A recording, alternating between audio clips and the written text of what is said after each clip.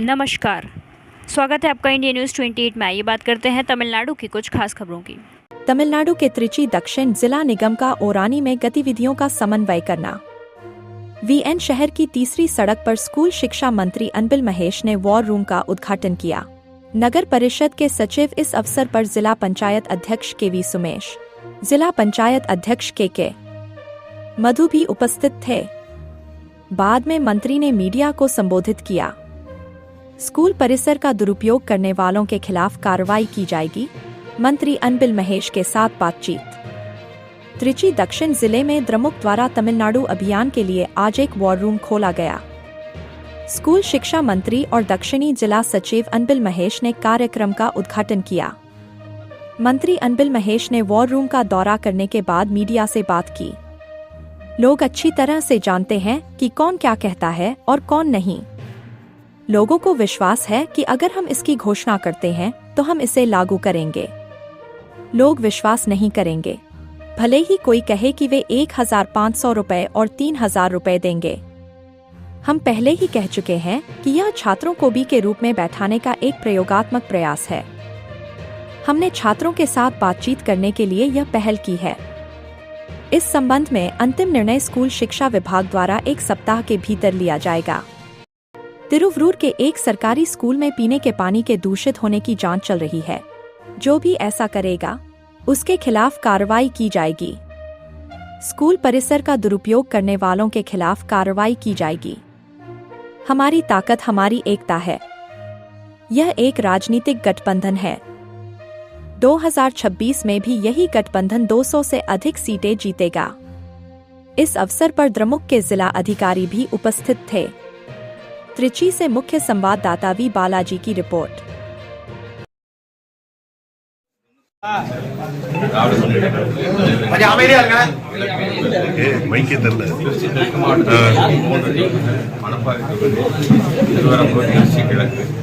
மூன்றுக்கும் சேர்த்து சொன்ன இலக்கு என்பது 30% பேரை நம்ம உறுப்பினராக சேர்க்கணும் அப்படின்னு சொன்னால் அது கணக்கின் அடிப்படையில் தலைமை கழகத்தில் நாங்கள் வாங்கப்பட்ட பாரம் மட்டும் கிட்டத்தட்ட 10,000 பாரம் வாங்கியிருக்கிறோம்.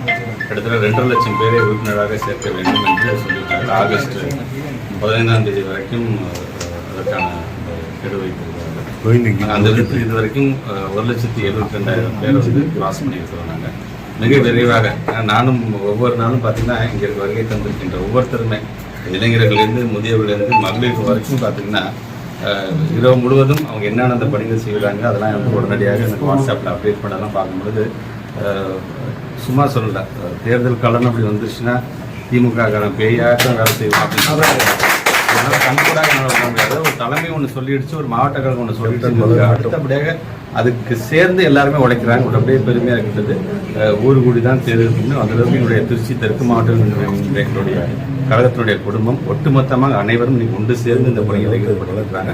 மிக விரைவாக எங்களுடைய தலைவர்களுக்கு தந்திருக்கின்ற அந்த இலக்கை நாங்கள் எட்டி விடுவோம். அது மட்டும் எங்களுடைய இலக்கு அல்ல, அதை தாண்டியும் 30% தலைமை சொல்லிச்சு 30% அப்படியே வீடு திரும்பிடக்கூடாது. இன்னும் அதிகப்படியாக சேர்க்க வேண்டியது சேர்க்க வேண்டும். அதற்கு கூடுதலாக பாரத்தை நீங்கள் வாங்கி வரும் என்று சொல்லியிருக்கின்றோம். அதில் ஒரு வகையான ஒரு ஏற்பாடு தான் இந்த வார் ரூமும்.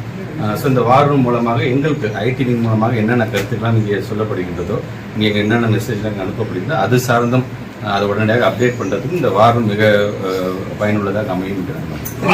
தேர்தல் பிரச்சாரத்துல திமுக திட்டங்களை சொல்லி அதாவது இவங்க பண்ண மாட்டாங்க நாங்கள் பண்ணுவோம் அப்படின்னு சொல்லிட்டு ஒரு கேட்கறது இல்லாமல் அதிமுக சரி, எதிர்கட்சியாக இருக்கிறவங்க இன்னைக்கு அந்த நிலைமைக்கு தான் நாங்கள் நடந்தால் இது செஞ்சுருப்போம், நாங்கள் அதை செஞ்சுருப்போம் என்று சொன்னாலும் எல்லாமே எங்கே நிற்குது என்று சொன்னால் மக்களுடைய நம்பிக்கை தான் இருக்குது. யார் செய்வார்கள், இது வரைக்கும் யார் சொல்லியிருக்கிறாங்க, யார் செய்வார்கள் என்கின்ற அந்த நம்பிக்கை. இப்போ நாங்கள் தேர்தல் வாக்குறுதிகள் நாங்கள் கொடுத்துருக்கோம். அது ஒவ்வொன்றா படிப்படியாக நிறைவேற்றி இருக்கின்றோம். தமிழ்நாட்டு முதலமைச்சர் அடிக்கடி சொல்கிறோம், ஒட்டுமொத்தமான எல்லாத்தையும் நான் நிறைவேற்றி விட்டேன் என்று நான் சொல்ல மாட்டேன். இன்னும் செய்ய வேண்டியது இருக்கின்றது. செய்வதற்கான நிதியெல்லாம் வர வர வர அதை நாங்கள் ஒன்றின் ஒன்றாக நாங்கள் செய்து கொண்டிருக்கிறோம் என்று தான் சொல்கிறார்கள். ஆக அந்த விதத்தில் மக்களிடம் நம்பிக்கை. இப்போ நாங்கள் இந்த ஓரணியிலிருந்து ஒவ்வொரு வீடாக நாங்கள் செல்லும் பொழுது வெறும் எங்களை பாராட்டத்துக்கு மட்டும் மக்கள் என்கிட்ட பேசுறதில்லை, சில கருத்துக்களையும் எடுத்து சொல்கிறாங்க. சில விமர்சனங்களை இதை சொன்னீங்களே இதை நீங்கள் செய்யலைங்கிற அளவுக்கு தான் இருக்குது. அதனால தான் தமிழ்நாட்டு முதலமைச்சர் நம்மை ஏற்றுக்கொள்ளாமல் இருக்கின்ற ஒரு குடும்பமாக இருந்தாலும் அந்த குடும்பத்து வீட்டுக்கும் போய் பேசுங்க. நீங்கள் அவங்களை கன்வின்ஸ் பண்ண நம்ம இப்போ என்ன செஞ்சுட்டு இருக்கிறோம், ஒன்றிய அரசு நம்ம எப்படியெல்லாம் வஞ்சிக்கிறோம், அதை மீறி ஒவ்வொரு திட்டத்தையும் நம்ம எப்படி செயல்பட்டு கொண்டிருக்கின்றோம் என்பதை எடுத்து சொல்லுங்கள் என்று சொன்னதுனால இது நல்ல ஒரு வாய்ப்பாக இருக்கின்றது. மக்களிடம் அந்த தெளிவை எடுத்து சொல்கின்ற விதத்தில் தான் இன்னைக்கு அதை நாங்கள் எங்களுடைய மக்கள் செய்து கொண்டிருக்கிறோம். வெறும்னா எங்களுடைய திமுககாரங்க வீட்டுக்கு மட்டும் பார்த்து இன்னும் நீங்கள் இதோட கணக்கு எடுத்து பார்த்துக்கிட்டிங்கன்னா நாங்கள் பழைய உறுப்பினர்களை காட்டிலும் புது உறுப்பினர்களுடைய சேர்க்கை, ஏன்னா பழைய உறுப்பினர்கள் ரினியூவல் பண்ணுறதை காட்டிலும் புது உறுப்பினர்கள் சேர்க்கை தான் இன்னும் அதிகமாக இருக்கின்றது. குறிப்பாக எங்கள் எதிர்க்கட்சியாக இருக்கக்கூடிய உங்கள் வீட்டில் இருக்கின்ற பெண்கள் கூட பார்த்தீங்கன்னா நாங்கள் சேர்ந்துக்கிறோங்கிற அளவுக்கு வருகிறார்கள். உள்ளபடியே அவர்களே நாங்கள் வருகின்ற புதுக்கோட்டை மாவட்டத்தில் எடப்பாடி பழனிசாமி வந்து அவரோட தேர்தல் பிரச்சாரம் இதுக்கு ஆரம்பிச்சிட்டாரு, சுற்றுப்பயணம். அதுல வந்து 1500 ரூபாய் நாங்க கொடுக்க இருந்தோம், ஆனா திமுக அரசு 1000 ரூபாய் கொடுத்திருக்கு. அதான் சொல்றேன், நம்பிக்கை தானே. யாரு சொன்னா செய்வா, இல்லை யார் சொன்னது வந்து வெறும் வெத்த அறிவிப்பாக இருக்கும் என்பதை மக்கள் உணர்ந்த காரணத்தினால் கண்டிப்பாக நம்முடைய தலைவர் செய்வார்கள் என்ற நம்பிக்கை எங்கள் மீது வைத்திருக்கிற நம்பிக்கையில தான் நாங்கள் அதை நிறைவேற்றிருக்கோம் என்று தான் சொல்லுவோம். இனி அவங்க நான் 1500 ரூபா தரேன், 2000 தரேன், 3000 தரேன் என்று சொன்னாலும் அது மக்கள் கண்டிப்பாக நம்ப மாட்டார்கள் நம்பிக்கை இல்லை. குழந்தைகளுக்கு கழுத்து வலிலாம் ஏற்படும், எந்த பல பேர் செய்யாம நீங்க பண்ணிட்டீங்க. பல பேர் பல கருத்துக்கள் சொல்றாங்க. நாங்கள் வந்து இதை நான் அறிவிக்கும் பொழுதே அன்னைக்கு நான் கொடுத்த பேட்டியை பார்த்து தான் புரிஞ்சுக்கணும். ஏன்னா ஃபர்ஸ்ட் 1 வீக்குக்கான ஒரு ட்ரையல் அண்ட் எரர் பேஸில் அன்கன்வென்ஷனல் மெத்தடா, அதாவது வழக்கத்துக்கு மாறான ஒரு செயலை நாங்கள் பண்ணும்போது அது ட்ரையல் அண்ட் எரர் பேஸில் அது பயனுள்ளதாக இருக்குதான்னு பார்க்க வேண்டும் என்று தான் நாங்கள் சொல்லியிருக்கோம். எங்களை பொறுத்த வரைக்கும் நான் அடிக்கடி சொல்லுவேன், பேக் பெஞ்ச் அப்படிங்கிறது தான் கிடையாது. எந்த பெஞ்சில் உட்காந்தாலும் பிள்ளைங்க படிக்கிற பிள்ளைங்க தான் வரப்போதும். அறிவாளி பிள்ளைங்க கூட பேக் பெஞ்சில் எல்லாம் வந்துருக்கலாம். அதெல்லாம் கடந்து நம்ம டீச்சர்ஸ் பொறுத்த வரைக்கும் ஒரு லெக்சரிங் பேசிஸில் இல்லாமல் ஒரு கான்வர்சேஷன், ஒரு இன்ட்ராக்ஷனாக இருக்கணும் பிள்ளைங்க கிட்ட. அப்போ தான் அந்த பிள்ளைங்க ஏதாச்சும் கற்றுக்கிட்டாங்கன்னு தெரிய வேண்டும். அதே மாதிரி ஒரு பிள்ளைங்களோட பாடி லாங்குவேஜ் எப்படி இருக்கிறது, வெக்கப்படாமல் ஒருத்தர் ஒளிஞ்சிக்காமல் ஒரு கேள்வி கேட்கறது இல்லாமல் எல்லாம் வெளிப்படைத்தன்மையாக இருக்க வேண்டும் என்கின்ற விதத்தில் ஒரு ட்ரையல் அண்ட் எரர் பேசிஸ் தான் நாங்கள் பண்ணுறது. ஏன்னா இது சொன்னதே பார்த்தீங்கன்னா தமிழ்நாட்டு முதலமைச்சர் ஒரு ஸ்கூலுக்காக போகும்பொழுது பின்னாடி இருக்கிற பையனுக்கு எப்படி ஃப்ரெண்டு இதுக்கு தெரியுமா, இந்த பையன் ஹைட்டாக இருக்கானே, இந்த பையன் குள்ளமாக இருக்கானே எனக்கு சொல்லும் பொழுது தான் சரி ஒரு விதத்தில் ட்ரை பண்ணி பார்க்கலாமேங்கிற விதத்தில் தான் நாங்கள் சொல்லியிருக்கோம். ஸோ ட்ரையல் அண்ட் எரர் பேசிஸை பார்த்துட்டு இது சார்ந்து 1 வீக் கழிச்சு என்னோட சிஓஸ் என்ன ரிப்போர்ட் கொடுக்குறாங்க அது சார்ந்து ஒரு நல்ல முடிவு. ஸோ புதுக்கோட்டை மாவட்டத்தில் அதுக்கான ஒரு ரிப்போர்ட்டும் வந்திருக்கின்றது. ஸோ அது சார்ந்து எனக்கு காவல்துறை மூலமாக அது யார் அதில் ஈடுபட்டு கண்டிப்பாக இருக்கும்.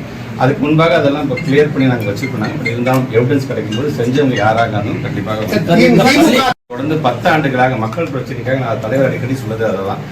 இது வந்து ஒரு சீட்டுக்காக சேர்ந்த கூட்டணியில் இது கொள்கை கூட்டணியாக இருக்குது. எங்களோட தோழமை கட்சி சந்தைங்க ஒவ்வொரு தலைவரும் நீங்கள் அதை சொல்லிக் கொண்டு தான் இருக்கின்றார்கள். 10 ஆண்டு காலம் இது வந்து எப்படி நம்முடைய தலைவர் வந்து ஒரு பாச உணர்வோடு ஒரு அண்ணன்களோடு கொண்டு சொல்லி கொண்டிருக்கிறாரோ அதே போல 2026 அதே பலத்தோடு நாங்கள் வந்து எங்களுடைய தலைவர் சொன்னது 200ஐயும் தாண்டி வெற்றி பெறும் நம்பிக்கை சார்ந்து தலைமை கழகம் வந்து ஒரு